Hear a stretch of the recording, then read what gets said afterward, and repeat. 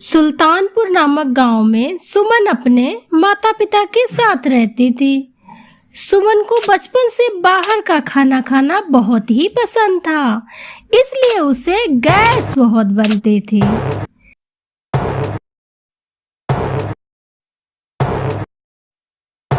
इसी वजह से वह दिन भर गैस छोड़ती रहती थी। उसकी इस आदत से उसके पिता मोहन और माँ मालती बहुत परेशान रहती थी। एक दिन वो दोनों हाल में बैठे बातें कर रहे होते हैं। हे माता रानी, अब मैं क्या करूं? बहुत कोशिश कर ली, लेकिन सुमन को कोई भी लड़का पसंद ही नहीं करता है। अब करूं तो मैं क्या करूं? हाँ माता रानी, मेरी पत्नी मालती बिल्कुल सही बोल रही है। अब आप ही कोई चमत्कार करो प्लीज माता रानी। हाँ माता रानी, अब पता नहीं कल क्या होगा। कल दूसरे लड़के वाले आएंगे देखने। हे माता रानी, प्लीज मेरी पत्नी की इच्छा पूरी कर देना, उसी में हम सब खुश रहेंगे।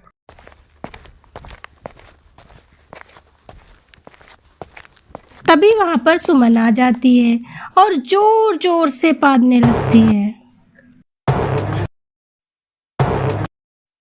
हे भगवान, ये लड़की हमारी एक भी बात नहीं सुनती है। बाहर का तला भुना दिन भर खाना खाती है और बेशर्मों की तरह दिन भर पादती रहती है। सुमन उदास होकर वहां से चली जाती है। अगले दिन लड़के वाले देखने आते हैं। सुमन उनके सामने गंदे गंदे पाद मारने लगती है। हाय हाय, ये सब क्या है? इतनी बेशर्म लड़की, जरा भी शर्म नहीं आ रही है। पाद पर पाद मारे जा रही है। बेटा अमन, चल यहाँ से। मैं तो इस बेशर्म लड़की से तुम्हारी शादी नहीं कर सकती हूँ। यह सब सुनकर सुमन बहुत उदास हो जाती है। वह उन दोनों से माफी मांगती है और बोलती है, आप लोग मुझे माफ कर दीजिए, प्लीज प्लीज आप लोग मुझे माफ कर दीजिए। मैं बाहर का खाना खाना छोड़ दूंगी और किसी अच्छे डॉक्टर से अपना इलाज करवा लूंगी। प्लीज आप मुझे छोड़ के मत जाइए। प्लीज आप मुझसे शादी कर लीजिए प्लीज। नहीं नहीं माँ, मैं इस पदौड़ी से शादी नहीं कर सकता हूँ। मुझे ये पदौड़ी लड़की बिल्कुल नहीं चाहिए। आप यहाँ से जल्दी चलिए माँ।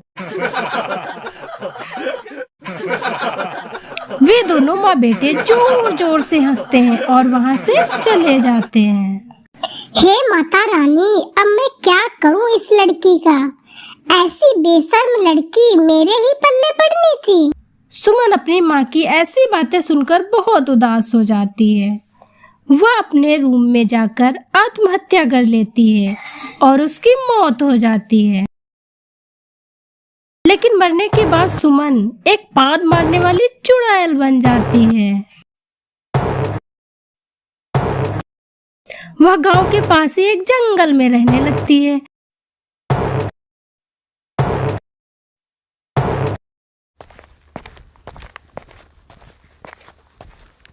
उस जंगल के रास्ते से जो भी गुजरता, वह पाद मारने वाली चुड़ैल उसे अपने बदबूदार पाद से मार देती। एक दिन उसी जंगल के रास्ते से एक पति पत्नी आपस में रोमांटिक गाना गाते हुए जा रहे थे।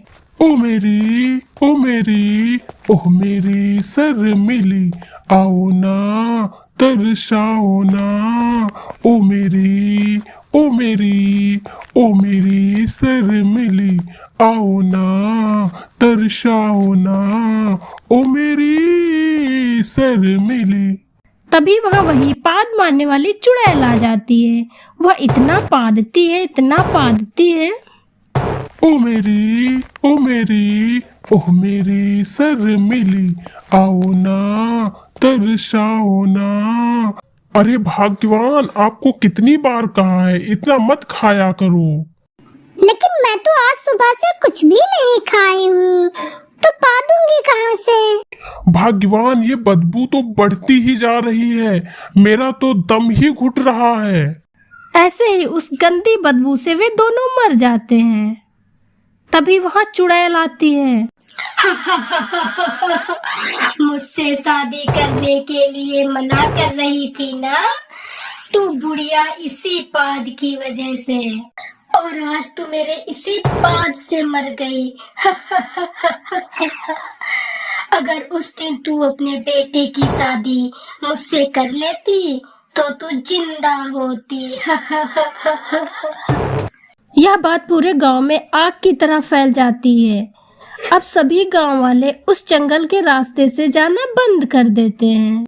ऐसे ही कुछ टाइम गुजर जाता है। एक दिन रात हो जाने के कारण अमन उसी जंगल के रास्ते से गुजरता है।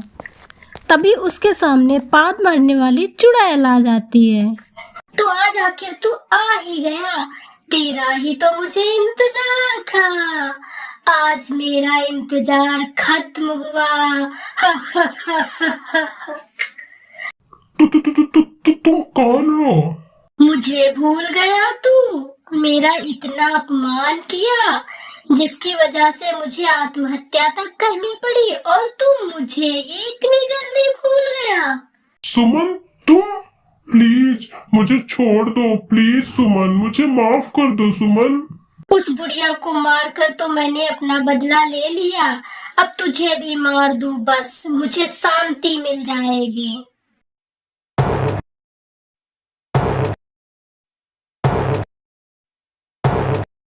चुड़ैल अमन को पाद मार मार कर मार देती है।